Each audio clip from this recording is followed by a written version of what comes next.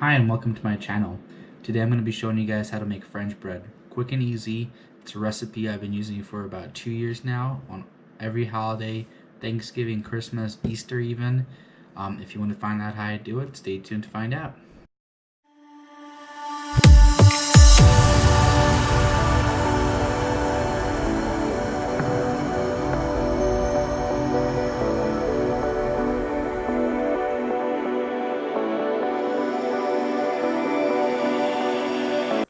Alright guys, I'm going to be presenting to you how to make French bread. I have been using this recipe for about 2 years now.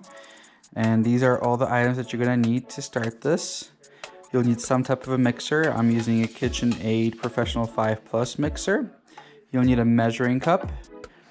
You'll need a baker's tool if you want to get those nice slits in the bread. You will need some brown sugar, parchment paper, some salt. Obviously, you're gonna need some bread flour. This is the yeast I like to use. It's the Fleischmann's bread machine instant yeast. It makes things a little faster. You'll need some organic extra virgin olive oil. You don't have to have organic or extra virgin as long as olive oil, avocado oil, or vegetable oil. You'll need a little measuring tool. You'll need some towels if you want to keep the bread covered and keep it nice and warm after it's baked. And then this is what I used as a bowl to let the bread rise for the first time. Guys, one thing I forgot to mention is for the mixture, we're going to be utilizing the hook. This helps the dough get the consistency that we're trying to achieve, and I will be showing that to you guys as we're mixing the dough. Alright guys, here we go. So the first step is going to be putting 2.5 cups of water. I already have 2 cups of water in here. Unfortunately, my measuring tool only goes up to 2 cups. So I already prepared 2 cups, and I'm going to put another 1/2 cup in there. We are going to do 1 tablespoon of yeast. And I got to tell you while I'm preparing this that I'm going all out for you guys. I am totally rocking an apron and a GoPro. And I feel extremely manly right now. So 1 tablespoon of yeast. And we're gonna do 2 tablespoons of sugar. So this is brown sugar I'm using. It doesn't matter, you don't have to use brown sugar, you can use regular sugar. I just like to keep it healthy, so some brown sugar. 1 more spoon of that.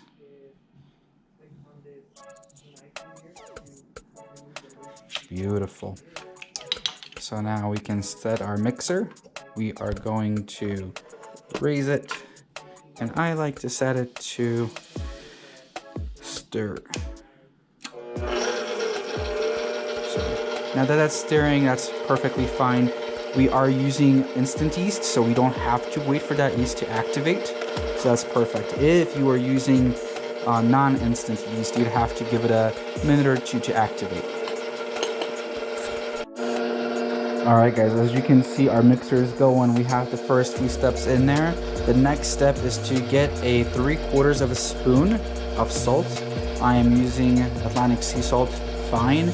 You don't necessarily again have to use that. You can use any salt as long as it's not big grains. You want it to dissolve fairly easily. So I'm using a tablespoon measuring equipment. I am gonna eyeball about 3/4 of salt in there. This is really hard to do when I'm leaned back this way. But we're gonna call that about 3/4. Dump that into the mixer as it's mixing. And then the last thing that we have to really measure in here is the oil. We need to get 2 tablespoons of oil in there. So again, we're gonna use our measuring tool. Get our oil, just dump it in there, let the hook mix it in. Yeah, we're dripping a little bit there, but that's why we have paper towels, right? And dump it right in there. Beautiful. So while that's mixing, I already prepared my flour here. This is about 3 cups. The recipe calls for gradually putting in 2.5 cups and then again slowly gradually putting in another 3 cups. I just like to get my 3 cups ready and then just start pouring it in. Obviously it's a very messy process. The hook likes to bump into my measuring cup, but we're gonna let that hook work with that flour there. And you just slowly, slow but steady, get that flour in there. I'm sure there's better ways of doing this rather than having a measuring cup and using your finger to kind of dump the flour in there, but this has always worked for me and it's working right now. So we just do that, gradually putting in. You'll see the dough changing consistency, and once I get all that in, I'll get back to you guys. Alright guys, one extremely important tool I forgot to show you as well is this little spatula. So this is kind of a technique that I picked up as I've been making this bread. As you can see, I already put my 2.5 cups of flour into the pot here, the mixer pot. And you can see around here, you have all this flour built up and it's just sitting here and the hook's not picking it up. This is where the spatula comes in. I like to go around and kind of scoop that flour into the hook's path. So that way the hook can pick it up and mix it into the dough. So, just like so. And I'll be doing that as I add flour into it. As you can see, this is only 2.5 cups of flour. The recipe does call for 5 cups of flour. I will be putting a lot more than 5 cups. I am making this at elevation, so the dough, the consistency of the dough that I really want to achieve takes a little bit more time, a little bit more flour to achieve that.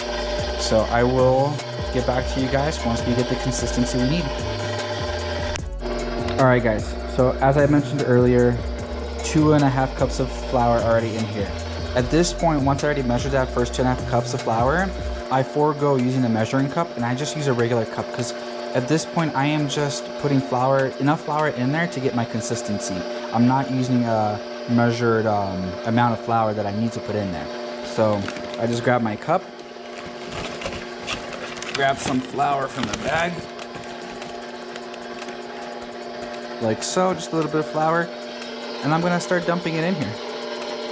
And I will continue this process until I get the consistency that you are gonna see here next.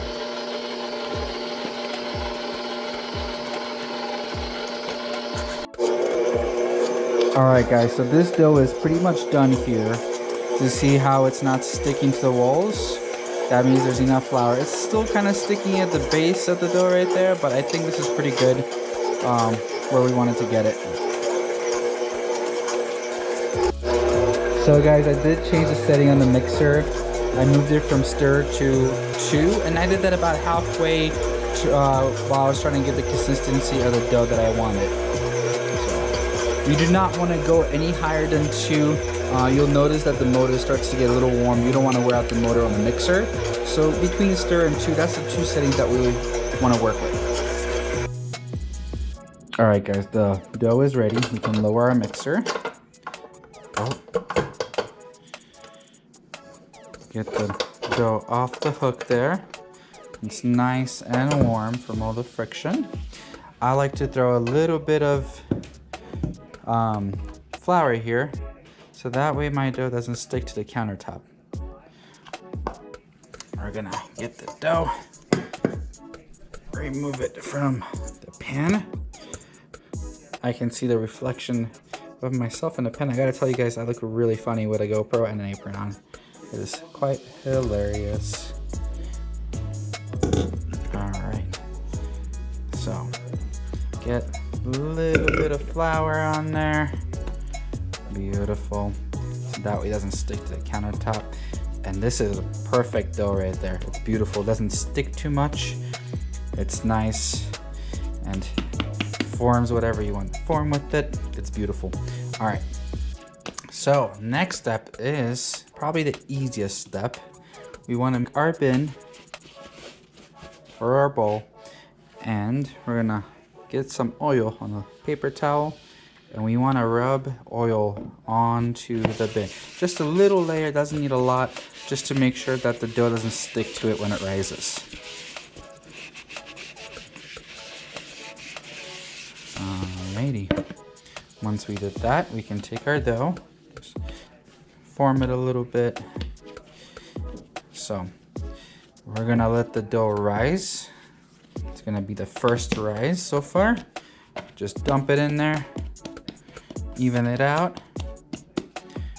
You can grab a nice clean kitchen towel. I have these dedicated just for bread. Cover it, and I'm gonna let it sit, and it's gonna rise for about an hour. All right, guys, so the dough has been rising for about an hour now. We can take it out.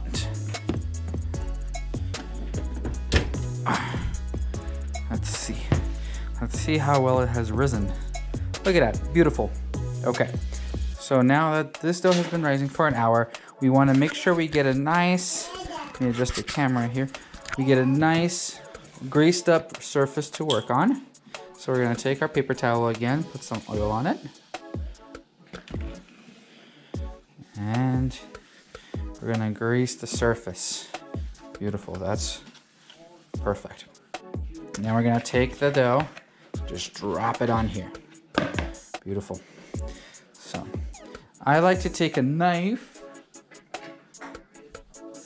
bigger knife, and just cut it in half. So this dough is gonna create 2 loaves of bread.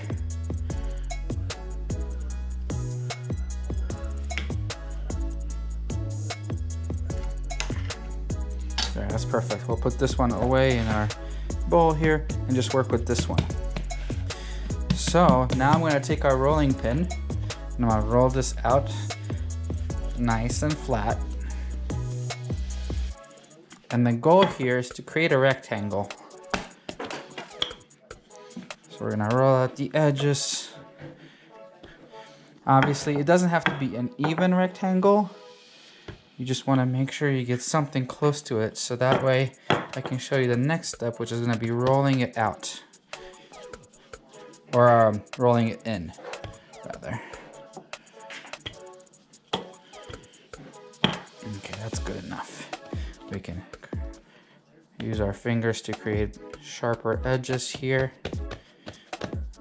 This is perfect. Now you don't want to make it too long because we're gonna let this bread rise one more time. This dough, rise one more time. So this is where I like it right now. And now we're gonna start rolling it.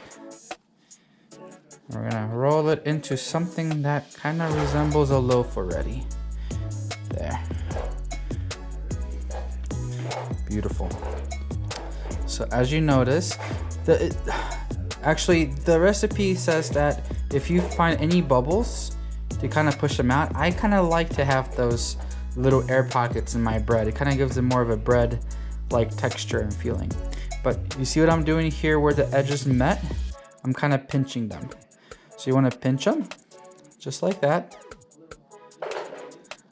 Get a little close up there. You want to pinch them, and then you can flatten them. And it kind of gets rid of that kind of like a laceration in the bread there. So that way when it actually rises, it will expand and will no longer be there. Just like that.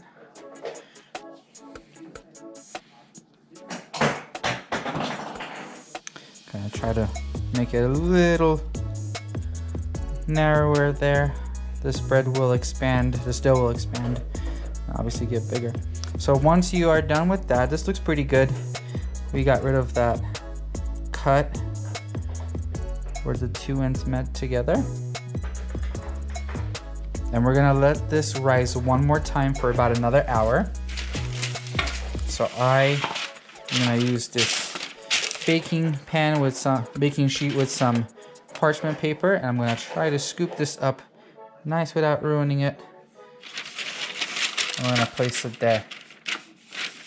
Now the dough will rise better in a warmer environment, so I like to place it in the oven when it's off, so that way it creates more of a warmer environment for it to rise. So I'm gonna put this in the oven here, just like that, and let it rise warmer for another hour. And you would just repeat that with the second loaf. Alright guys, so it's been an hour since the dough has been rising. So here are the 2 loaves. This is what they look like. At this point, we don't have to do anything else with them other than cutting these little slits in them. This is called a lamer's tool. It's essentially a little razor with a handle. So what we're gonna do is we're gonna cut little slits right here. Just like that. That should do. And we'll do the same thing on the other loaf.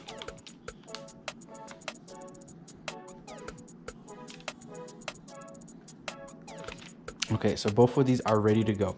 So I have my oven set to 375 degrees. I don't know if you can see that right there. And I have a gas double oven, so thankfully I can do both of them at the same time. So we're gonna take our first loaf and we're gonna put it in the oven, just like so. Now, one more trick. Let me just adjust the camera here. I have a glass of ice here. Now we really want to get that texture, that nice crispy texture. So you just take a handful of ice, you throw it in the bottom there, just like so. If you don't miss, and close it right away as soon as you can. The evaporation and the rapid cooling of the ice is gonna create a crispy crust.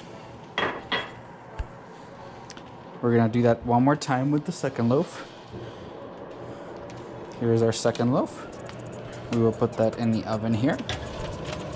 We're gonna take that ice and we are gonna throw that right in there. We are gonna bake this for about 30 minutes. So I'm gonna set my cook time 30 minutes. And when that's done, I will show you guys how you know it's ready. All right guys, so the bread is done now. We're gonna clear the oven so it doesn't beep at us during the video. And let's take this guy out. Let's see what we got here. Need more hands. Okay, so there's this guy.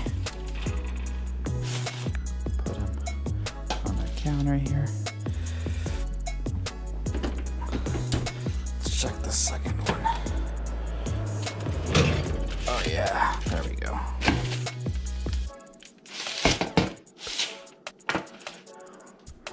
I'm gonna close the oven. Alright guys, so the bread is done. So the way you know that it is done is you take it in your hand and you knock on it. If you hear that hollow noise, then that means it's done. That's beautiful right there. Perfect. Let's check this one out. It's kind of hot. That is perfect. Nice and hollow.